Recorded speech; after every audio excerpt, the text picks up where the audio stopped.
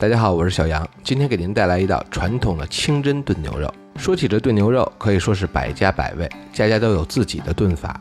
之所以给您推荐今天的做法，是因为这种传统清真的炖牛肉古法没有令人眼花缭乱、种类繁多的香料，只有严谨的制作技法。香料很简单，只有4种：花椒、大料、小茴香和桂皮。将这些香料装在袋中。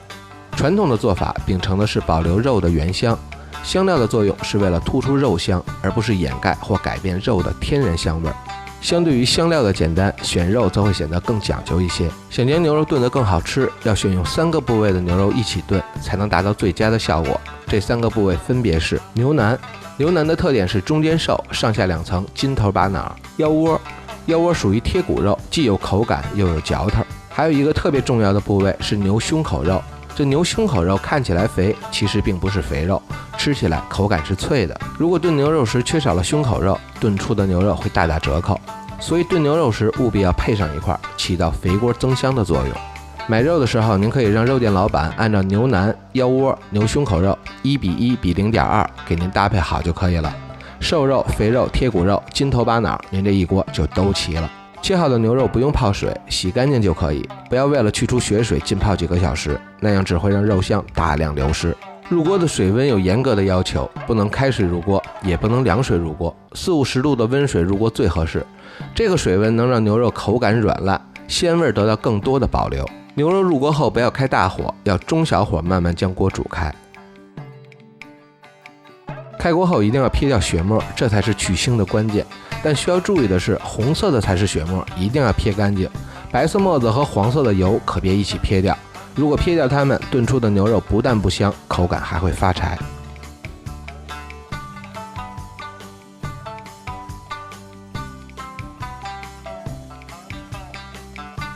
血沫去除干净后，放入之前准备好的香料包。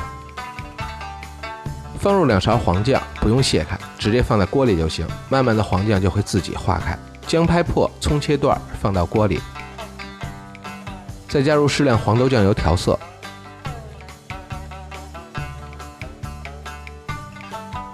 开锅煮上10分钟，让黄酱的豆腥味和剩余的轻微肉腥味得到充分挥发。